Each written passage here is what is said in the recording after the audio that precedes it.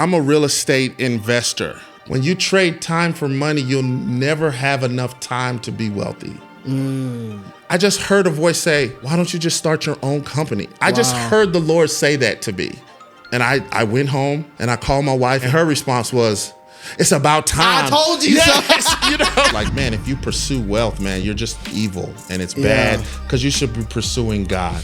And what I know is there have been so many families we've been able to help, so many people that have needed things financially, that me and my wife were able to sit down and say, hey, Lord, should we do this? Because the money is in the bank. It's there. If we weren't pursuing it, the money would not be there, and it would be like, brother, I'm praying for you. When you have wealth and somebody is on the precipice of giving up, and they need $3,000, and you can write them a check. Come on. How is that not being the hands and feet of Jesus? What mistakes do you commonly see of people that are wanting to get into real estate investing?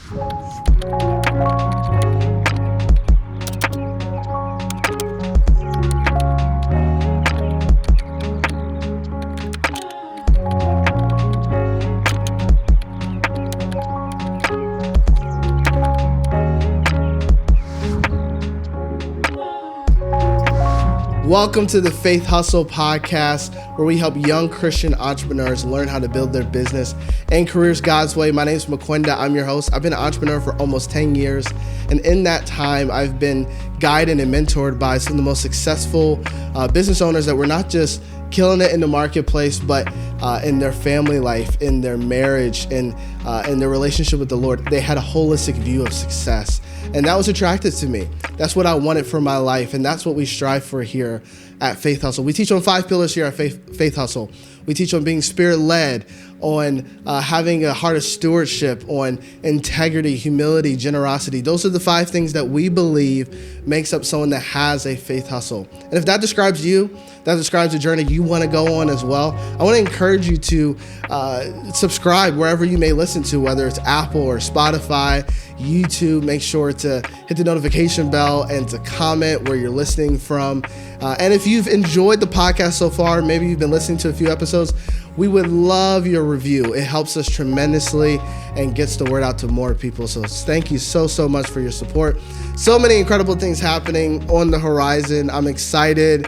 It's been incredible. All the conversations that God has brought, the people God has brought, has just been phenomenal. And on today's show, listen, this brother, he didn't drive up here. He flew here from Memphis, Tennessee, got connected to him through a mutual friend, and just from afar have really just admired his life, admired how he operates his 4 companies. We'll get into how he leads his life, how he serves at his church, how he's a family man, all these different things. And so you're going to learn so much. If you want to get into real estate business or in a real estate business, you are going to love this episode. I have my friend Steven with me on the show. Hey, what's going on, man? Thank you for having me. Thank you for being here. Thank you for getting on the flight. Yeah, no problem. Always. When the opportunity presented itself to come, it was like a no-brainer for me. I had to be here. And it helps that my favorite football team plays in this city. So I'm going to stay longer and go to the game on Sunday. There you go. I unfortunately, I hopefully this doesn't bring tension in the interview. I am not a Cowboys fan. No. I know. I'm even scared to tell you what fan I am. Let it ride. Let it ride. Tell me. He might get up on this. I'm from Pennsylvania. So I know. I'm an Eagles fan. Pack it up. You should have told me that on the phone. No. That's why I didn't say it on the phone call. He wouldn't have came. No. The Eagles, we hate them, but I love you, bro. Yeah. We brothers in Christ. That's right. Maybe on football we might not be brothers, but we are here brothers. That's right. Man, thank you for coming. You meet people with kindred spirits of like, man, this guy, because I'm very, I make it very known. God gave me a responsibility with this platform. I noticed from the jump of I could have a lot of people who claim to be Christians. Sure. That there are a lot of them, especially here in Texas. You could be Christian by association. Yes, for sure. Just like, and so I could have that and just like, they're doing their thing, and their witness is like, it's so, but they're really successful. But I have, learned that I have to be discerning of who I let on. That, it's a responsibility of people who listen. 100%. And when we taught that, said, oh, he's got it. It's the 4 companies: real estate, construction, wholesale. All that stuff's great, but man, it was the spirit. It was, I could feel it. Like your walk with Jesus was real. It's authentic. You wanting to make an impact for the kingdom, that's real, that's authentic. Yeah. It's not just for just to say or for marketing purposes. And so I was like, yeah, this is a good fit. We got to have you on the show. So. Well, I'm so glad that you had me on the show, and I appreciate those kind words, man. I really, really appreciate that. Yeah, man. All right, so let's jump right into it. So again, you own 4 companies, but let's get into, I guess, give me the landscape of all 4. And when someone asks what you do, what's kind of the language that you give?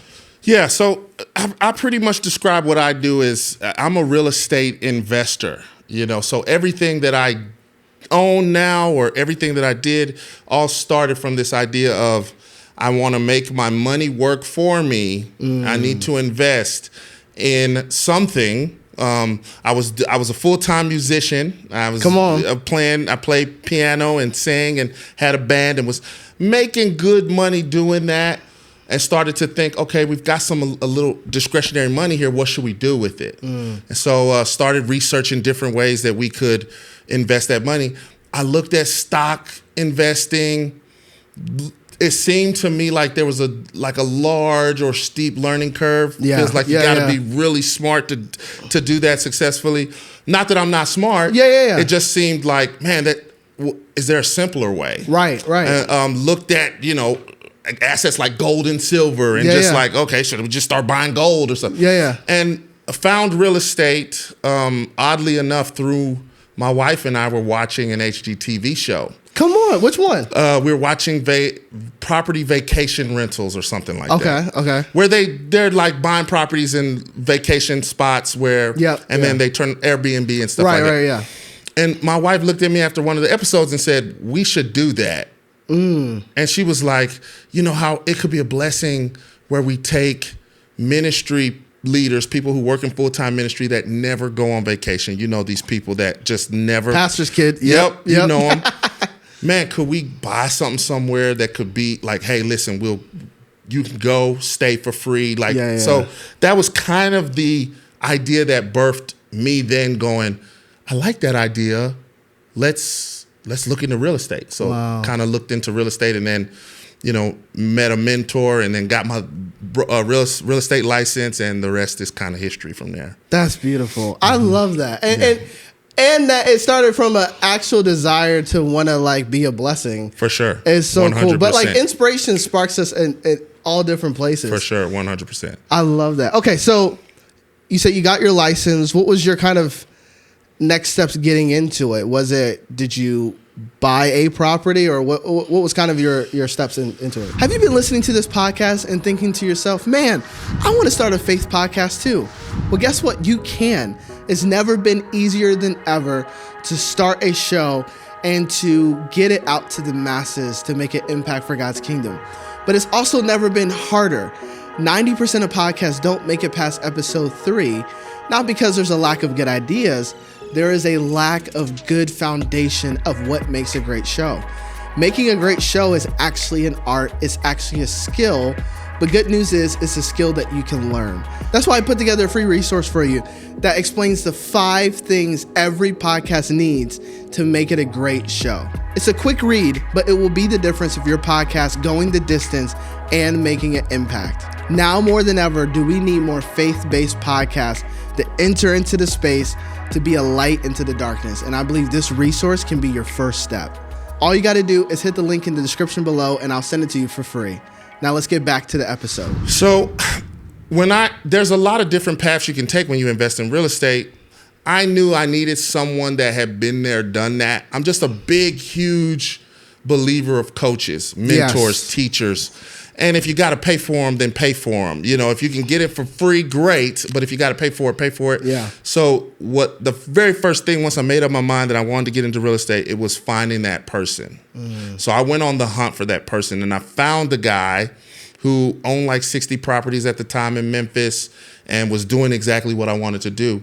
And I went in and sat with him in his office, and he gets a lot of people apparently that would come in and say, hey, you know, I want to kind of learn. And a lot of people just aren't dedicated, serious. So he said to me, well, go get your license, your Tennessee State real estate license, and then I'll teach you everything I know. And he, you know, there's a financial component to getting a license. And I think he thought, you know, I'll never see that guy again. It's almost like a litmus test. Yeah. It's like if you're serious, yeah. And so then I came back in 2 weeks later. Oh, 2 weeks? 2 weeks. I know people who've done it. It's taken them months. I did it in 2 weeks. Dang. Because I was just so ready to do it. So, and you know, and I was a musician, so I worked at nights and on the weekends. You know what I'm saying? Yeah. So I had from 9 to 5. I just went to did it full time. There you go. And so I went to the classes, you know, online, so I could do it at my own speed. Yep. And I stayed up all night and all day, was just studying. Took the test, passed it, came back 2 weeks later and said, all right, man, here's the license. And he was like, no, I mean your Tennessee State real estate license. And I said, yeah, that's what I got. He was like, well, you were just here 2 weeks ago. And I was like, I'm serious. Yeah. And he saw that and he said, all right, come on with me, get in my truck. Oh, and brilliant. We drove for like 6 hours, and he was just downloading stuff into me and just giving me information. We were driving neighborhoods. We were talking about after repair values. We were talking about rents. We were talking about construction. And it was just the most, you know, I mean, I just can't believe that was happening. I had this high level guy who saw my tenacity and drive and then just put me in his truck and started teaching me things. I got to stop you right there for 2 seconds. One, I think, and I don't want to, listen, hunger is hunger. I think some people would say, oh, well, this generation, they don't know how to work or this, da. I don't believe that. I think it's just taught. Sure. In whatever environment you're in. But I do think there's something to be said of, like, you know, when they say when the student is ready, the teacher will appear. For sure. I mean, scripturally, you see that in Elisha. You see it in different people who, like, they were so hungry, like Samuel, like, and just they put themselves in a position to be ready, to receive whatever is. I think it's so critical of, like, if someone gives you an opportunity to learn, you take you squeeze that for sure for what it's worth, because that's gonna jumpstep you beyond anything else. So if they say, hey, do this, read this, do this, like, take it seriously. For sure. And like, the more that because it's really showing them honor. Yeah. I recently just got a business coach myself, and he told me, he was like, listen, I'll help you. The one thing I'd ask, just whatever I ask you to do, just do it. Because the worst thing that you could do is I pour all this into you, and it was all a waste because you didn't do anything with it. Right.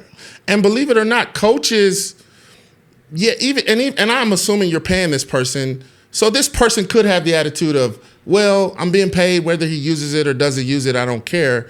But people that are successful, when they find and attach themselves to people that they're pouring into, they want to see you be successful. Right. So the greatest payment for what they're giving you is your success. Absolutely. So, you know, this coach that you're working with is like, I could just take your money, but I'm not really interested in that. If I'm not helping you move to a different level, what am I doing? Right. And so he felt the same way. He really wanted me to be successful. He saw a lot of promise in me. Yeah. And so he started just in pouring into that. And maybe some of it was selfishly motivated, because I worked in this company for 5 years before I started doing my own thing. And in that 5 years, I mean, his revenues tripled, quadrupled. I mean, I was able to bring to his company processes and systems, and, like, you know, it turned from what he was doing prior to me just being like a hustle to, like, no, we're this is a business, man, and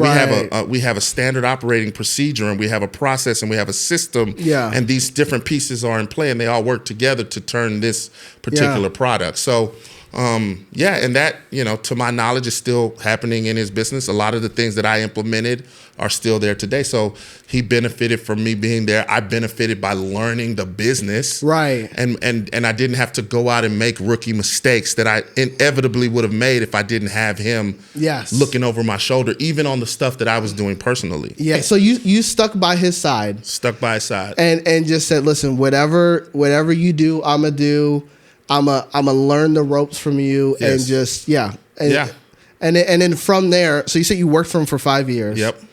And then you ultimately kind of took a leap, it sounds like, to Yep. do your own thing. For sure. Walk me through, because when we were talking over the phone, I was like, it was fascinating of that process for you. One, what inclined you of like, I'm ready. Mm-hmm. And then, because that can be, it's intimidating to start anything fresh. For sure. But what inclined you to be like, yes, I'm ready? I'll say the biggest advocate or pusher, my wife. Come on now. Help me. I'm going to look in the camera and I'm going to say it. Come on. When the Bible talks about finding that good thing, hey, shaha. I found that good thing. Come on now. So my wife, because there were things happening in the company that I wasn't happy with. If I was running things fully, I would probably do a different way. Yeah. I realized me and my mentor had two different basis of which we operate. So there's a mentality that says, hey, I want to do the cheapest thing, and I'm just going to keep doing the cheapest thing. Yeah, There's that mentality. And then there's a mentality that says, price is secondary. What's the best thing? Right. So if I need to replace this roof, and I know I'm going to replace this roof, let me just replace it. Yeah. I'm not just going to keep patching it, and then eventually have to replace. So we kind of had those two different schools of thought as people. Yeah. And so when I was working with him, I think he was starting to sense that I was maybe getting ready to leave. So at that time, he offered me a partnership. He said, man, I want you to be my 50-50 partner. Man.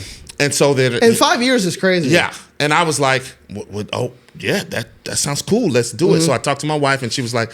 Now, keep in mind, as I would come home and complain about things, my wife would then be like, you should just start your own company. You should just start your own company. And I was like, babe, I'm making so much money here. No, this is great. We did it. And then partnership comes and I'm like, man, see, this is what I've been saying. Now I'm gonna be able to speak more into these things. This is God. This is God. Man, what an opportunity. And my wife was still like, you start your own company. And so then the partnership obviously flailed because of these two countering mentalities. So now he can't just go make decisions on his own unilaterally because it's not his company anymore. Right. And really, we did it on like a trial basis, so we didn't do it legally because we wanted to try it first. Got it. So operationally, we became partners, and we said, okay, if in 90 days we feel like this is working, then let's go make it all official. Let's sign stuff. And so operationally, we were butting heads more than ever before. And, I named my company Kairos Realty. That has some significant meaning to me. So Kairos is a Greek word that is like a measure of time. Yes. Not just any measure of time. It's the opportune time. It's like the perfect time, the right time. Most would call when Saul was on the road to Damascus and encounters Jesus and becomes Paul. That would be considered a Kairos moment. Yes. So it's a moment in time that's specifically designed that changes everything. Yes. I had that moment. So we were sitting in the office and I'm there with my mentor and we're talking about a decision. It's a pretty big decision. And I'm like, no, we should go this way. We should go this way. And it was just like, I don't know, if just the Lord it was just like the Lord I just heard a voice say, why don't you just start your own company? I just heard the Lord say that to me. And then I literally in that meeting, I just looked at him and my mentor and I just said, hey man, I gotta go. And I went home and I called my wife and I said, I think the Lord just spoke to me. We need to start our own company. Wow. And her response was, it's about time. I told you so. So thus saith the Lord, thus saith my voice. No. And that's so good. Yeah. It's a confirmation. It's a confirmation. Come on. And I was so scared though. Even though I was running this man's company, I was scared. There was a lot of insecurities, and I'll be real with you about him. He's a white dude. Yeah. And so he's connected. Right. And there is kind of like that old boys club. Yeah. White. And I'm like, man, I'm black. Who's going, are people going to want to work with me? Am I get the same rates? Am I going to get, am I going to get, are these people that I've met through him, once they find out I go on my own, would they even want to work with me anymore? Right. So I was scared and nervous about all of these things, but then it was just that Kairos moment. And so I called my wife and said, I started my own company. She said, about time. So then we started talking about, well, what should we name the company? Yeah. And we were just throwing names back and forth, and we just couldn't. Nothing felt right. And then I said, it was just like after about a 30-minute going back and forth of doing that, it was just like this thing just dropped in me. Like that was my Kairos moment. Wow. It was a moment in time that changed the rest of my life forever. Wow. And I looked at her and I said, I got it. Wow. Kairos Realty. And she just looked at me and laughed, because our pastor did a whole sermon series on Kairos and Kairos moment. And she just said, absolutely. That is exactly what this is. It's a Kairos moment. Yeah. So why would we not? So we named the company Kairos Realty, and then the tag is the time is now, buy, sell, or invest. But they don't. But what they don't really know. They enter into a prophetic unction. Exactly. Yeah. That is so wow. Oh, I love that. Yeah. I can listen to stories like that all day. One, shout outs to your wife. She's sitting right here. She's here in studio. And incredible humility. So my first mentor in business, he's still close. I'm still close to him to this day. He still speaks into my life in business and life and all that. Runs very successful, 8-figure agency, advertising agency. And he told me, he was like, I actually made my wife 51%. And I was like, snap. I was like, really? He said, I trusted her discernment and her ability to lead the company more than my own. And I said, that you gotta be, God's got, because there's obvious pride that can come of like, no, like, I got it. I built this, Yep. And just like, that's why God positioned you. We had a couple on back in June, and part of the conversation that we talked about was that, like, in this day and age, in this generation specifically coming up, marriage is just, it's seeing more of the afterthought of like, it's going to get in the way of what you want to do, and people not being encouraged to get married. But the reality is, marriage is such a setup from God 100%. Of a partnership that you need to accomplish what He has for you. Now, are you incomplete not being married? Of course not. This is not the point of conversation. But that you trusting your wife and her voice and saying, no, I honor the Holy Spirit that's in you and that He speaks through you. I think that's an incredible testimony of how it should look like, or how it can look like. Absolutely. And there were some dark moments where it was like things weren't going the way they were supposed to go, where I'm thinking, man, maybe I should just get back into music, And my wife picked me up every time. Wow. She was encouraging. She would tell me, hey, even some of the things that I would say, like so my mentor, one of the things he would say all the time, I don't know, I was an athlete. I played college football. Yeah. So I'm a competitive person. I like to win. Yeah. So I would take it really hard when, like, let's say we made an offer and we're in a highest and best situation and we don't get it. I could take that hard. Right. And I could be down in the dumps. And my mentor used to say, the deal of a lifetime comes around once every 30 days. He would tell me that so that I wouldn't get so down about not getting something. Yeah. And like, I would say that to my wife all the time. I would be like, deal of it. And then something would happen and I'd be really down and she'd come pick me up and she would make me do this. And sometimes in the moment I would hate it. Yeah. But she would say, the deal of a lifetime comes around when? And I had to be like, every 30 days, so like, but those things help. Reminders. Reminders. Everybody needs a Mordecai. Yeah, for sure. Esther is not Esther if Mordecai is not there. Absolutely. She said no. Yeah. She did not want to do it, but it was Mordecai's no, you have to. Yeah. And whether you're married or not, the prayer is that it's your spouse that's speaking that and partnering with you. But if you're not, you need some voice that is constantly pointing you back to what God said. Absolutely. Because you will forget. Exactly. You will forget, and it's not if, it's when. When, yeah. And there will be moments where you want to give up and you want to just go back. I was literally just texting a guy on the way over here. And, even with this season for me of starting this podcast, it's new. It's like there's roadmaps, but it's foreign to me. Sure. And so there's a lot of times where it's like, I feel like, Peter, man, I could just go back to fishing. Yeah. But God's like, no, I'm calling you beyond what you know. So, okay, beautiful. We can sit here all day and just talk because my mind's going so many places. So you start Kairos, take that step of faith out. Tell me from that time now to where you are now, what has that looked like? So start Kairos, one thing that was very important to me was I did not want to take any clients from my mentor's business. Yeah. Because for 3 years I had been running his business. So for the last 3 years, any new clientele, that was me bringing those people to the table. Yeah. And it could have been easily for me to email and say, hey, I'm doing this. I'm no longer here. Would you guys, Yeah. But it was important to me. I just didn't want my good to be spoken evil of. Like I didn't want my mentor feeling like I stole people I didn't inform any past clients. So I literally started from ground zero of building clients. I got my first one and we just started from there and we just built.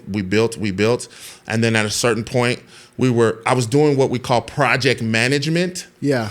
So essentially acting like a general contractor, but not licensed to do so. Got it. So we called it project management. Got it. And then we started realizing, man, we're having to wait a long time for people to permits. And what does it look like for us to just do this in-house? And so again, went to the wife, supportive. You can do it if you can do anything. Yeah. So I'm like, okay, let's do it. I went, took the test, passed that, got the general contractor's license. So then we launched the construction company. Got it. So now when my clients buy rental real estate, or when we buy rental real estate or real estate that we want to flip for a profit, my construction company comes in and does that work. So it's all, so you're getting paid on both sides. Correct. I get paid when my clients buy a property as a realtor or broker. Yep. Then they do a construction project. My company gets paid there. If they are going to then rent that property, I turn it over to a management company that handles those rentals. Yeah. But if they're going to flip it, then I then list it, and then we make money on the list, on the sale again. So then we started the construction company, and we got Kairos. Prior to Kairos, we had C Realty, which is just my holding company. So all of our personal rentals and Airbnbs and all of that, we hold them in that. And then Quick Sale Memphis, anytime we do flips or we do wholesale deals, this is the company that is the buying entity for all of our flips and wholesale deals. Man, how many team members do you have that's managing all this? So we've got 6. So 6. Now, interestingly enough, one of my staff people just resigned. Gotcha. So my construction manager, who honestly I thought, 10, 15, 20 years down the road, it was still going to be me and him. Yeah. Because, it's interesting how God just does things. But when I was starting my company, this young man came to me and said, man, I want to do what you do. And I said the same thing that my mentor told me. I said, go get your license. Well, he didn't do it in 2 weeks. It took him a couple months. Yeah. But from that first conversation to when he got it, I'm transitioning out. So when he came back to me and said, yo, I finally got it, I was like, because the plan was for me to bring him on where I was at with my mentor. Got it. And so I told him, I said, man, I'm starting a new thing. I can call my mentor and see if they want you over there, but I'm not over there anymore, and I don't feel comfortable asking you to come be a part of this. Because I'm starting from zero. You're not trying to poach people. I don't know, and I'm like, I don't even know if you're gonna make any money with me because I'm starting at zero. Yeah. And he said, nah, man, I want to be where you're at. I want to be with you. So this dude started with me as soon as we started Kairos, built it to what it is today with me. And then out of the blue, he just kind of told me he was ready to be done. So, we're looking, and we found another person that we've identified as someone to replace that position. And we're kind of going through the training and kind of all of that stuff. But it's not a huge team of people. It's just 6 of us total. A lean team doing a lot. Mm-hmm. That is, how much real estate? Because again, I know there's different segments of it, but how much real estate are you guys operating or managing, or that's what? Yeah. So for us personally, we have 30 rental units. Some of that's duplexes, quadplexes. So we have that as our personal rental portfolio. Yeah. And then we do anywhere from 80 to 95 projects a year. Oh, wow. With my clients. Gotcha. So when my clients are buying and they're holding or anything like that, we're doing somewhere between that. That's a lot of deals. Yeah, it's a lot of deals. That's a lot of deals. Man, and with a lean team of 6. Yeah. That is so good. We get a lot done. But a lot of it is our process, our system. We have a conveyor belt mentality. So when, my clients all find deals a certain way, we then offer a certain way. We then do our due diligence a certain way. We then do our construction a certain way. And so it's got this conveyor belt mentality where any deal, it just gets in line on the belt and it just goes through the process, and then it comes out a property that can be flipped or a property that can be rented. Okay, so the way you're saying it makes me allude to think that maybe people stumble if they're in that world and they die by their systems. Maybe walk that through, like, where people, because there's going to be people watching that want to get into what you're doing. Sure. What mistakes do you commonly see of people that are wanting to get into real estate investing? Is systems one of them where they make that mistake? Oh yeah, for sure. Systems and process in any business is going to be one of the life threads of that business. Yeah. Because to me, in my opinion, until you have that in place, it's not really a business. It's like a side thing. If you have to be in your business every day for it to work, it's more of a project than it is a business. Wow. A business has to be able to operate without you. A business needs to be able to operate with your oversight, but not with your hands on the plow doing all the work. And so and it takes time to get there. I'm not saying, because I didn't do it day one. It took us time to get there. But I would say processes and systems.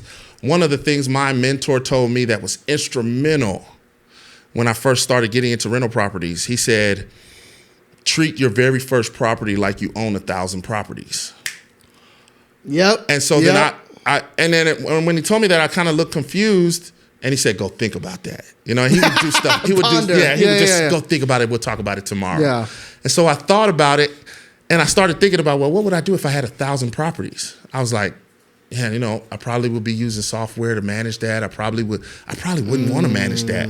So I started, it just got me thinking, like, wow. And so then we came back together, and then when we talked about it was like, yeah, a lot of people are going to buy one house and they're going to be like, I want to be a real estate investor. And then they're going to become the property manager. They're going to become the property maintenance person. Yep. They're going to be the rent collector. Yep. They're going to be the groundskeeper. Everything. They're going to be the everything. And what they're going to find is that that's not freedom. No. That is hard. Mm-hmm. And it'll work for the first one, it'll work for the second one, and it'll work to X number of them. Right. And then before you know it, you'll be what we call a tired landlord. Because you have built yourself a lucrative but very demanding job. Yeah. And you can't get out of it. And so then you'll end up selling to someone like me at pennies on the dollar because you just want to get out. Yeah. It's not even for it to make a profit. It's just like I got to get this. I'm working I'm working to the bone. I don't feel like I'm getting ahead, and I just want to be done with this. So I would say, number one, if you're going to get into real estate, you got to treat property one like you would if you had 1,000 properties. That's the biggest piece of advice that I got. Brilliant. So, man, yes, it's going to cost me more. When I had one house and a tenant would call me and say the toilet's not working, I could jump in my truck and go look and go mess with the toilet. Yeah. Of course, and it's going to cost me less to do that. Yeah. But when I had that voice ringing in my ear, I was like, if I owned 1,000 properties, if 10% of my portfolio had a maintenance issue every month, that's 100 properties. Would I be driving around to go look at 100 properties? Yeah. No, I would not. So what do I need? I just got to go. I got to send a plumber. Yeah. And he's going to charge me $75, $100, but that's sustainable. Yeah. I could do, if I had 1,000 properties, then man, how many plumbers would I need to service those 1,000 properties that I could just get 7 plumbers, right? As opposed to me. So building your business with the end in mind can help. Although it can be difficult because there's not a lot of resource there. So part of it is going to be work ethic, hustle, grinding. Yeah. I'm not saying that don't do that, but I'm just saying you got to see the end of what you desire. Yeah. And I think most people get into entrepreneurship for freedom of time, of money. And so if that's why you're getting into it, like, man, I want to spend more time with my kids, but I want to be able to provide for my family. well, then you got to be thinking about that from day one. Yes. And setting it up towards that end. Doesn't mean you're not going to work hard. Doesn't mean you're not going to grind, but thinking with the end in mind. That is brilliant.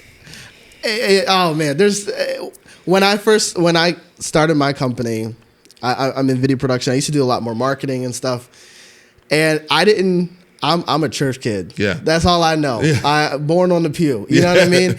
And didn't have I had more influences in business as I got older, but not really growing up. It was mostly pastors and all those different things, and so I didn't really know what to do. So all I knew to do was just to do everything, right? And you're just trying to make it work.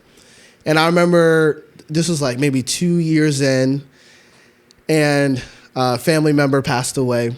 So, I'm making arrangements to go back home to see family.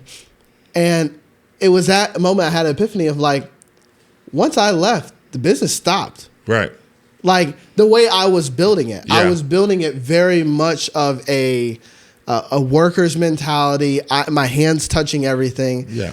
I'm a stickler for quality. Like everything's got to be a certain way. Like it's cool, but it doesn't build a business. Correct. And that's not what I wanted. And I knew people that were in my same industry, and they're working Saturdays, Sundays, and they might love that. And you got to know what you want ultimately. But for me, I realized, like you said, how you build in the beginning is going to set the direction of how it's going to end. For sure. And at that moment, I had to start putting things in place, bringing on people, taking a little off, but realizing that I'm saving myself. I'm building in the way I want to build, but I'm building the systems in place, like you said, as if I had 1,000 clients or however many. And I was able to like scale and grow and have a lot of projects happening at one time where I could never do that as a one-man band. And this is biblical. If you think about Moses, when he's in the wilderness. Come on. And he's managing the Israelites, all of them. Yes. And he's trying to like be the guy. Yeah. And he's just like, hey, what's your problem? Okay, hey, what's your... And God comes in and says, no, this is unsustainable. Wow. We need a process here. So let's split off these tribes. We're going to name these 12 people. These people will manage these people, and then only when the biggest, most egregious or most undecipherable cases come will you, Moses, then get involved. Wow. And we're going to put these, this is management. This I is never saw it systems. as that. Wow. This is process. Man. So it's like, God design is this. Wow. So when we're building our businesses, we got to think that way. And it's tough. It is. It's tough because when I do it, and still today in my business, when I do it, it's the best because I am the expert. Right. I'm the technician. I know what I'm doing. Right. But the challenge for me is, man, can I build a system or a process that can get people who don't know as much as me to get as close to my end result as possible. Wow. And you may never get there. Yeah. It may always be better when you personally do it. Yeah. But what we got to figure out is, man, how can we get as close to you personally doing it as we can through our process? That's so good. And so it kind of takes out the expertise because the expertise now is in my system, in my process. Oof. So anyone can come be an expert as long as they follow my process. Absolutely. Like it's a fail safe. Like if you do this, I that is so. I for newer entrepreneurs, what this podcast is for, that is definitely the biggest hurdle I see. Yeah. I don't know if you've read the E-Myth. Yep. I read it early on, and I'm so for me with books, I might remember one thing. Right, read the whole thing. Don't remember a lot, but I remember one story in there, and I was like, okay, that's all I need to know. And it was a story of a baker, and obviously it was an analogy, and it was like, hey, she was working a job, but everyone was like, you make the best baked goods. Like nobody makes better cookies or cupcakes than you. Forget this job. All you want to do is bake. You should start your own thing. Yeah. She wasn't baking. She was doing maybe a desk job, and so she's like, all right. So she gets a loan, finds a place, gets a name, gets an LLC, all this different stuff, gets some people to help her. Now she's got a bakery, right? And she's like, man, now I get to bake for a living, do what I love to do. And then she realizes she's not just a baker. she's the CMO. accountant. Yeah. She's the accountant. She's HR. Yeah. She's all COO. She's all this different stuff. Now, when she goes to bake, she hates it. She's Absolutely. like, oh my God, I got to bake now after I do all this different stuff. And the book basically says she probably would have been better off as an employee and a baker in a system than doing her own thing, because she didn't realize that in what she's doing and being a business owner, what you sign up for is not to do everything. Yeah. Now, obviously, you can pick the thing that you are the best at and the thing that drives it forward. You know, there's different philosophies how to do it. But at the end of the day, if it's going to be a sustainable business, you can't be all things. Right. It's just, and you have to one, know yourself, I think, but then two, you got to learn how to do it. And I had to untrain my mind of how to do that, and I had to get around people who were doing it well. For sure. And even some people that weren't doing it well, like, that's, I think the big thing that I'm getting out of this, what's the life you want? What's the life you want? What God put on the inside of you? You know, there's things on the inside of me that's like, I have to build it in a certain way. Yeah. I have a team for this. We're fresh. Yeah. Just started this. I have a team I pay every single month that helps me to make more content and do all this different stuff. I don't have to do that. I could do it all myself. For sure. I have a whole nother company I'm running, but I'm thinking 20 years down the road. And so I think that's so brilliant, and so many people need that in their early start. For sure. You won't necessarily be able to do that day one for most people, especially if the financial resources aren't there. Yeah. But the mindset has to be there. And the mindset of like, my eventual goal is I want to take my hands completely off of this. Yeah. It was so encouraging to me where we maybe a year or two after we started the company, we went on like a 10-day vacation. And I was nervous about that because it's like, man, I'm like, I've been building this stuff. Here's the test. Yeah. And I told the team, I was like, listen, I'm going on vacation. Unless it's an emergency, don't call me. And then I come back and there's like 4 contracts that we've closed on this, and they've put the scope of work together on the. And I just sat back and said, wow, I could literally not do nothing, and they know what they're doing. Yeah. So, and then it became crucial when my dad died, and we were gone for a month. Yeah. And I got the opportunity to spend it with my family. Yeah. I wasn't worried about work. I took an occasional call or two during that time, but for the most part, I was able to be with my family. I was able to be with my mom. I was able to be with my siblings.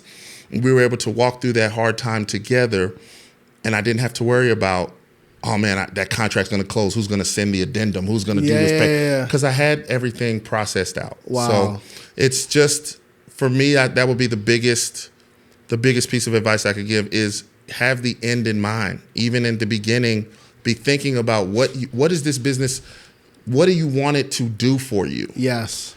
Because if you just want to make money, there are way easier ways to make money than much easier way. Be a salesman.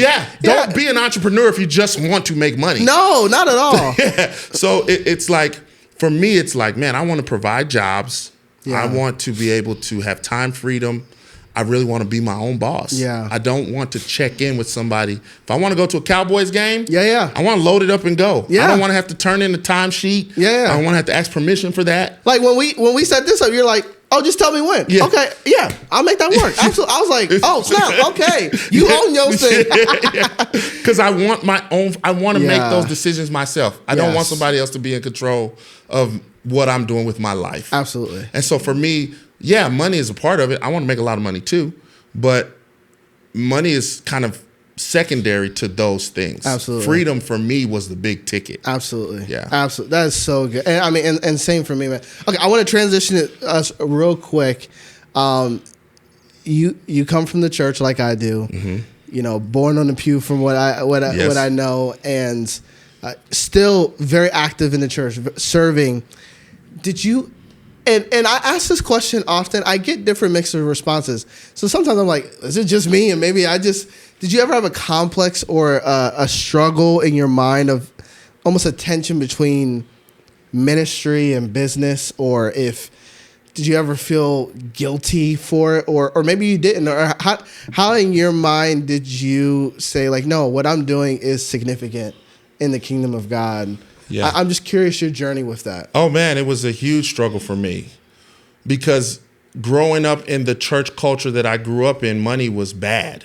Yes. Money was, a rich person is harder for a rich person to enter to heaven than to do a camel through the eye of a needle. Yep. You know what I'm saying? So it was something that was just ingrained in me where as we were starting to become more and more successful, I started to feel guilty. I started to feel bad about it. I started to feel, well, what's the purpose of the money? Should I just give it all away? Should I, and it took time for me to realize, like, I think God is okay with us pursuing freedom, wealth. Yeah. I think he's okay with us pursuing that. I think where the problem comes in is when those things start to take center stage in our life and they exalt themselves above his place. Yeah. So essentially turning those things into an idol. Yes. And that's just something you just constantly have to be before the Lord. Because you don't got it. Let me just say you don't have it. Yeah. If you think in your mind like, no, that I'm good on that. I will never exalt money or fame or any of that before the Lord. I'm good.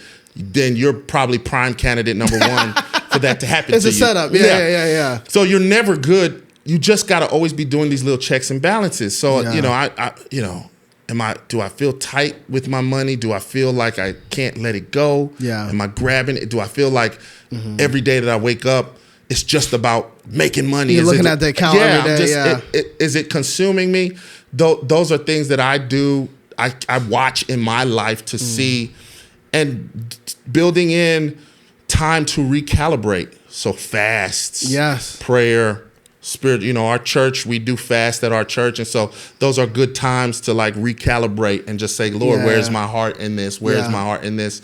And but it took me a while to just reconcile.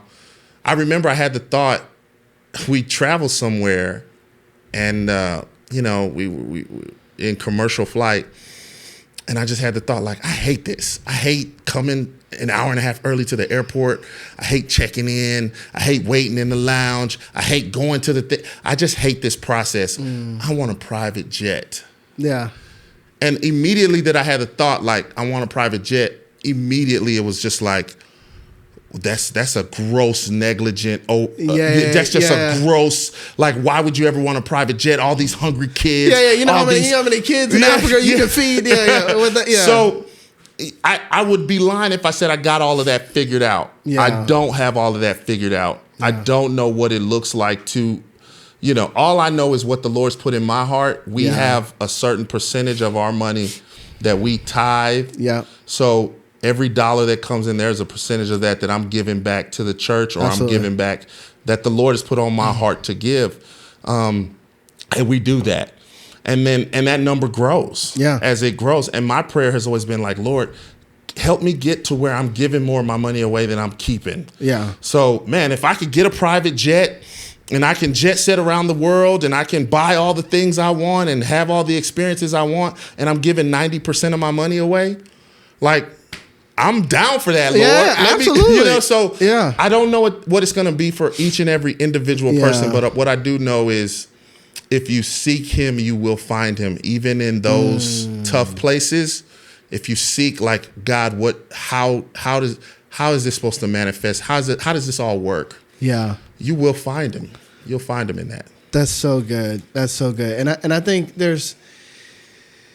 I've struggled with that a lot, and I talk about it a lot on the show of my personal struggle with the guilt that I felt, and so much so I limited myself. Yeah, and I was like, I don't know if I should keep growing this. Should I just maintain it? And then I was in a book study on the book called Multiply by John Bevere. Changed my life. And if you're looking up on Amazon, it's got a big X on it, and he talked about how everywhere in Scripture where it talks about being faithful, it's multiplication. It's always tied to multiplication. Yeah. And that's, whether it's Joseph or a Daniel or any person that we know of, they multiply whatever they were given, whether it's, Solomon building the temple, whatever it may be. It's like they're multiplying, they're making it the best it can be. Absolutely. Because that actually is the nature of God. Yeah. He's a multiplying God. He told us from Genesis Be fruitful, multiply, subdue the earth, right? Take dominion. And now, yes, can that get funky? Absolutely. When you become the own Lord of your own life, absolutely. But and I'm not there yet myself, but what has helped me is I had a moment during my Sabbath month, and I'm driving, and the Holy Spirit speaks to me. He's like, you don't feel like you deserve the things I want to give you. Just out of nowhere. Yeah. And I'm just bawling. I'm like, I'm like, yeah. And the Holy Spirit spoke to me. He's like, Makwenda, I want to prosper you because I have a dream in my heart that's bigger than the dream in your heart. Wow. And that there are things that I want to do through you and through the resources that flow through your hands that are bigger than even your little stuff that you like or you want and that are good desires. I want to be able to take care of my family and this and that. And so we serve a limitless God. And I think the problem is a lot of times a lot of people will press their convictions on us. Sure. Of like, maybe God told you couldn't make more than that. Yeah. He didn't tell me that. Sure. Maybe God told, for whatever reason. Yeah. Maybe God told you can't have that car. For whatever reason that's for you, you follow that. You got to be obedient to what he said. That might not be my story. Amen. But as long as I'm submitted, I'm in alignment. Like you said, things like fasting, tithing, we talk about that all the time. The rest, Sabbath, all these things, they tether your heart to the Lord. It's like checking the oil. It's like, all right, is everything good? What's good? I'm on the drive here. The Holy Spirit's pressing stuff on me. I'm like, all right, hold up. Are we good? Let me get in alignment. It's a constant process, but I think there are a lot of things that get beat into our minds because I do think convictions can be passed down. For sure. Instead of being like, no, you follow the Holy Spirit, what he's told you to do. For sure. Yeah. I agree 100%. That's where a lot of my funkiness around money and wealth creation, it was just like, man, if you pursue wealth, man, you're just evil and it's bad because you should be pursuing God. And what I know is, there have been so many families we've been able to help. Come on. There have been so many people that have needed things financially that me and my wife were able to sit down and say, hey, should we do this? Yeah. Because the money is in the bank. It's there. Because if we weren't pursuing it, the money would not be there, and it would be like, brother, I'm praying for you. and that's nothing's wrong with prayer. I'm not knocking it. But man, I'm telling you, when you have wealth, and somebody is on the precipice of giving up, and they need $3,000, and you can write them a check. Come on, how is that not being the hands and feet of Jesus? Come on. So yes, I can pray for somebody, but I can also write a check now. Yeah, and that's because of what we've pursued. Yeah, and like you said, it's just about keeping the main thing the main thing. Absolutely. The second that becomes the main thing in my life, then now we got problems. Yeah, that is so good. It's. My pastor just spoke on it. It's you can't force a miracle, but you can position yourself for it. Absolutely. And I think even in this, it's like, yes, we want miracles from God for ourselves, but like, can we position ourselves to play a role in a miracle for somebody else? For sure. And that is what we get to do with what God has given us, whether it's through our services, what we provide, or with our resources. And absolutely. So that is okay. Last question. This has been so good, man. I've just been flowing, and I've enjoyed this so much. I know people watching are as well. What would be your, advice to someone that's, they're wanting to get in entrepreneurship, getting into investing, because obviously it's changed the trajectory of your life, of your family's life. Obviously, like our show is much more than minorities, but obviously being a minority, why is it so essential for believers and maybe even minority believers, even more specifically, to get into investing and real estate investing? And what would you encourage them as their first step to get into that? Okay, so the first part of that question, to answer that, I think the importance of getting into investing, you got to make your money work for you. Yeah. You can't just trade time for money. Yeah. When you trade time for money, you'll never have enough time to be wealthy. You will not have enough time in your life to be wealthy just trading time for money. Wealthy people don't trade time for money. They let their money make them money. So the way I make money is through my money. And so then when I make more money, I then employ those dollars. So just think about employees. I got $1, I might employ 50 cents. And I make a 50-cent return, now I got $1. And it compounds. So you have to invest your money. If you're not doing some kind of investing, and it doesn't have to be real estate. Obviously, I'm biased to real estate because it works and it's not rocket science. Right. You know what I'm saying? It's very easy. As far as the business model, it's very easy to understand conceptually. But you got to make your money work for you or you'll never get wealthy. That's so good. So making your money work for you, that's the reason why I think it's important to invest. And then just speaking to, black investor or the culture, black culture and black people, for so long, a lot of this stuff has been withheld from us. Yeah. And not to be political, but, there's still, if you take a white person, you take a black person and you line them up on the street and you say, wealth, go. I think the road for minorities is going to be a little bit more difficult. And it's not because of malintent. It's just the way the system was designed. Yeah. There hasn't been major overhauls to our system. So if the system was designed to help these people and not these people, and we haven't radically changed that, that means that it's still. So a lot of these things were just withheld. And a lot of us need financial literacy. Yes. That's what we need. We need to understand money. We need to understand how money works. We need to understand how to employ it.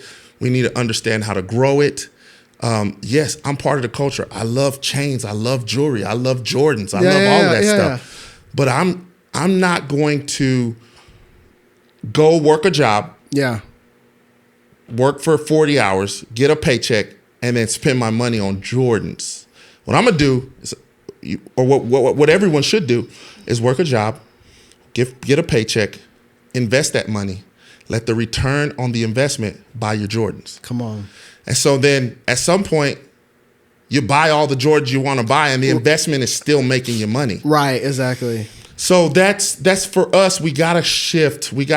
I know we're generally speaking, not all people, but generally speaking, we love fashion. We love clothes. We love our vibe. We like all of that.